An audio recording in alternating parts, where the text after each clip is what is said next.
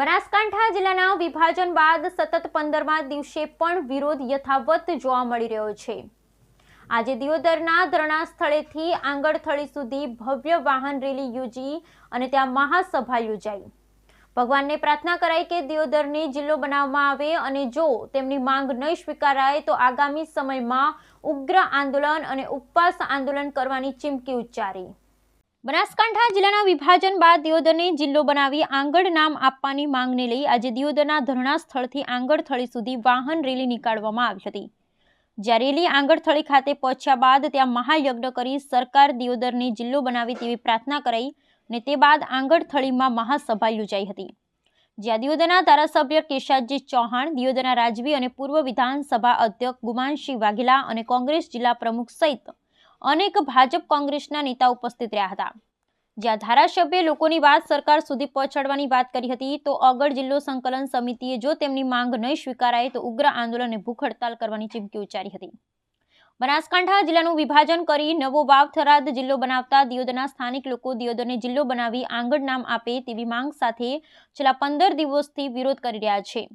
દિયોદરમાં પહેલા વેપારીઓએ બજારો બંધ રાખી વિરોધ કર્યો, તે બાદ છેલ્લા 10 દિવસથી ઓગળ સંકલન સમિતિ દ્વારા ધરણા પ્રદર્શન કરાઈ રહ્યું છે। ત્યારે આજે દિયોદરના સ્થાનિકો, આગેવાનો, વિવિધ સંગઠનો અને નેતાઓ દ્વારા દિયોદરના ધરણા સ્થળથી ઓગળથળી સુધી વિશાળ વાહન રેલી યોજી હતી અને રેલી દિયોદરથી આંગણથળી પહોંચી ત્યાં મહાયજ્ઞ કરી સરકાર ઓગળ જિલ્લો બનાવે તેવી પ્રાર્થના કરાઈ હતી। તો તે બાદ ઓગળથળી પરિસરમાં જ મહાસભા યોજાઈ જેમાં ઓગળ જિલ્લા સંકલન સમિતિના સભ્ય સહિત દિયોદરના ધારાસભ્ય કેશાજી ચૌહાણ, પૂર્વ વિધાનસભા અધ્યક્ષ ગુમાનસિંહ વાઘેલા, દિયોદર રાજવી ગિરિરાજસિંહ, કોંગ્રેસના જિલ્લા પ્રમુખ ભરતસિંહ વાઘેલા સહિત કોંગ્રેસ ભાજપના નેતાઓ તેમજ વિવિધ સંગઠનના આગેવાનો જોડાયા હતા। જ્યાં તમામ લોકોએ સરકાર ઓગળ જિલ્લો બનાવે તેવી માંગ કરી હતી તો કોંગ્રેસના જિલ્લા પ્રમુખે ચીમકી ઉચ્ચારી હતી કે જો ઓગળ જિલ્લો બને તે માટે અમે આવતીકાલે હાઈકોર્ટમાં PIL દાખલ કરીશું અને જો માંગ નહીં સ્વીકારાય તો અમે ભૂખ હડતાલ કરીને ઉગ્ર આંદોલન કરીશું। તો બીજી બાજુ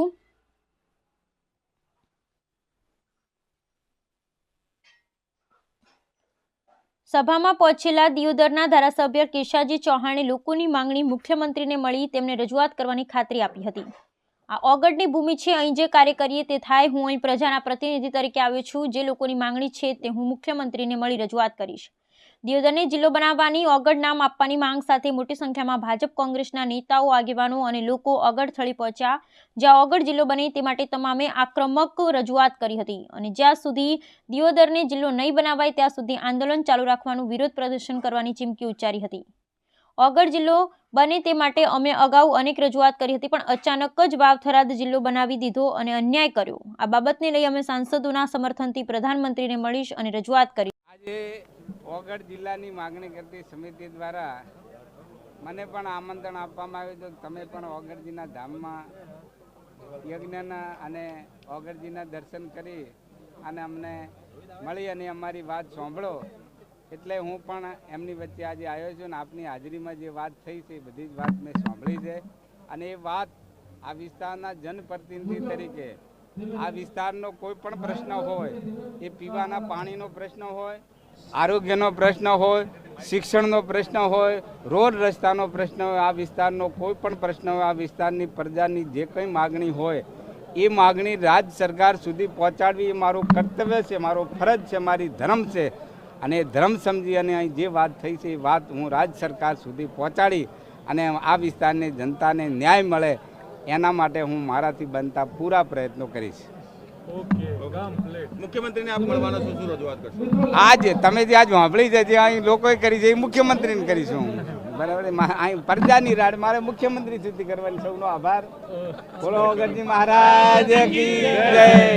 આજે આપના ચેનલના તમામ ચેનલોના માધ્યમથી કહેવા માંગુ છું કે જ્યારથી બનાસકાંઠા, બૃહદ બનાસકાંઠા જિલ્લાનું વિભાજન થયું અને વિભાજન પછી જે રીતે પ્રજામાં આક્રોશ ફાટી નીકળ્યો, આપ જો ધાનેરા હોય, કાંકરેજ હોય, દિયોદર હોય, ભીરડી હોય કે આજુબાજુના વિસ્તારમાં આ સરકારના નિર્ણયથી લોકોમાં ભયંકર નારાજગી છે।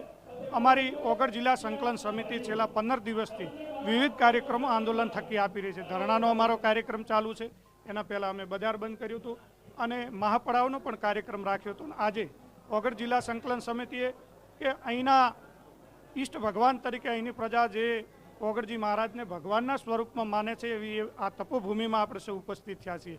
ત્યાં આજે એક યજ્ઞ પણ રાખવામાં આવ્યો છે અને રાજ્ય સરકારને એ યજ્ઞ થકી અમે આહુતિઓ આપી અને સરકાર સદબુદ્ધિ આપે, કદાચ ફરીથી આ જિલ્લાના વિભાજનમાં કંઈક પૂર્ણ વિચારણા કરે. કારણ કે અમારી 2-3 મુખ્ય માંગણીઓ છે. એક તો આ વિસ્તારની પ્રજાની માંગણી છે કે અમારે બનાસકાંઠા જિલ્લામાં જ રહેવું છે, અન્યથા તમે અમને ઓગળ જિલ્લો બનાવી આપો.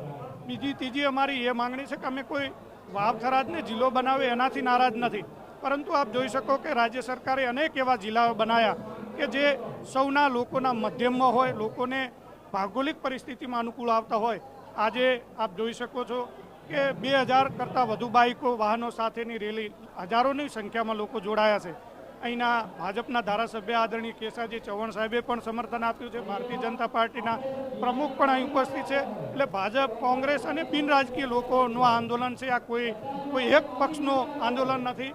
પ્રજા સ્વયંભૂ આજે રોડ ઉપર આવી ગઈ છે અને રાજ્ય સરકાર સામે ભયંકર આક્રોશ છે. હજી પણ હું મીડિયાના માધ્યમથી કહીશ કે જો અમારી વાત નહીં સ્વીકારવામાં આવે તો અમે ભૂખ હડતાલ ઉપર, રસ્તા રોકો અને જેલ ભરો આંદોલન પણ કરશું. ચોક્કસ હું કહેવા માંગીશ કે સમગ્ર ગુજરાતની અંદર નકલી પ્રમાણપત્રો લઈને અનેક અધિકારીઓ આજે નોકરી કરી રહ્યા છે.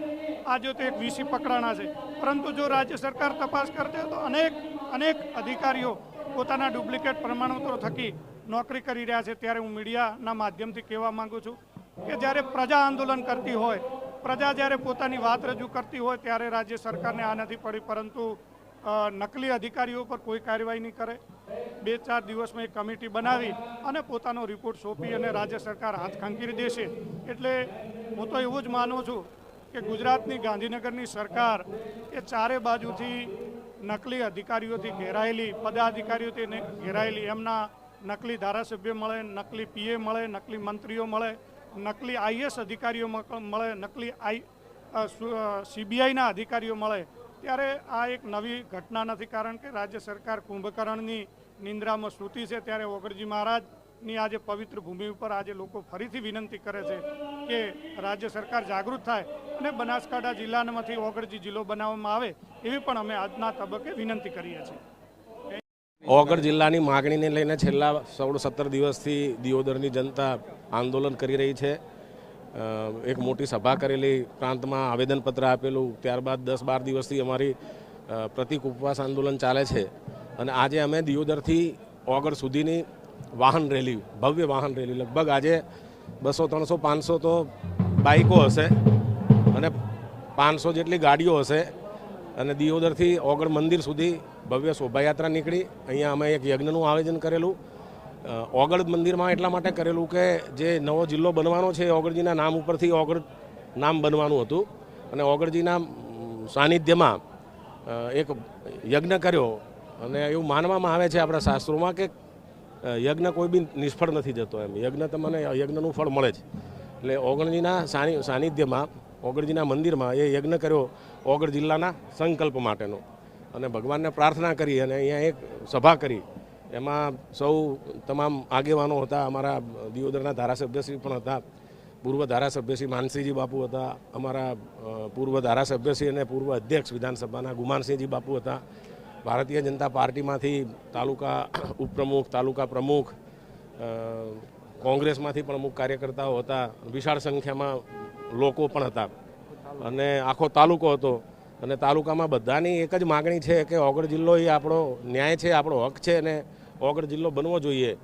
અને સરકારે વાવ-થરાદ જિલ્લો બનાવ્યો છે તો વાવ-થરાદ જિલ્લા સામે અમને કોઈ વાંધો નથી, પણ વાવ-થરાદ જિલ્લો પણ બને. અને આ બાજુના 5 તાલુકા જે દિયોદર, કાંકરેજ, જો કાંકરેજની સમસ્યા છે, ગઈકાલે કાંકરેજના આગેવાન પણ બોલ્યા છે મીડિયામાં કે ઓગળ જિલ્લો બને તો એમને તો કોઈ પ્રશ્ન જ નથી. ઓગળમાં એ લોકો રાજી છે. માગ નહીં સ્વીકારાય તો અમે હજી અમારી સંકલન સમિતિની મિટિંગ કરીને આગળની રણનીતિ નક્કી કરશું. પણ મને વિશ્વાસ એવો છે કે આદરણીય નરેન્દ્રભાઈ મોદી સાહેબ, જે આપણા ગુજરાતના પનોતા પુત્ર છે, આપણા દેશના આજે વડાપ્રધાન છે અને દુનિયામાં એમનો ડંકો વાગે છે, બરાબર. આ બાબત આ વાત લઈને અમારે નરેન્દ્ર મોદી સાહેબ પાસે જવું છે. નરેન્દ્ર મોદી સાહેબ અમને મળવાનો સમય આપશે. હું મીડિયાના માધ્યમથી વાત કરું છું. બીજા સંસદ સભ્યોનો અમે સંપર્ક કરીને વડાપ્રધાનશ્રીનો સમય મેળવશું. વડાપ્રધાનશ્રી સાથે બેસીને ટેબલ ઉપર અમારે વાત કરવી છે કે સાહેબ આ જિલ્લા વિભાજનમાં તમે બનાસકાંઠા જિલ્લાનો નકશો જુઓ, દિયોદર મધ્યમાં આવે છે અને મધ્યમાં આવવાના લીધે દિયોદરનો હક છે જિલ્લાનું કેન્દ્ર બનવા માટે, અને એ નથી કરીને ખોટી રીતે જિલ્લાનું વિભાજન કરેલ છે. અને મોદી સાહેબ પાસે એ વાત કરી અને મને સંપૂર્ણ વિશ્વાસ છે કે જે આખી દુનિયાને માર્ગદર્શન આપતા હોય તો એ પોતાના પ્રદેશ માટે અને જિલ્લાની બાબત માટે એ સાચી વસ્તુ તો કરશે અને કરશે જ.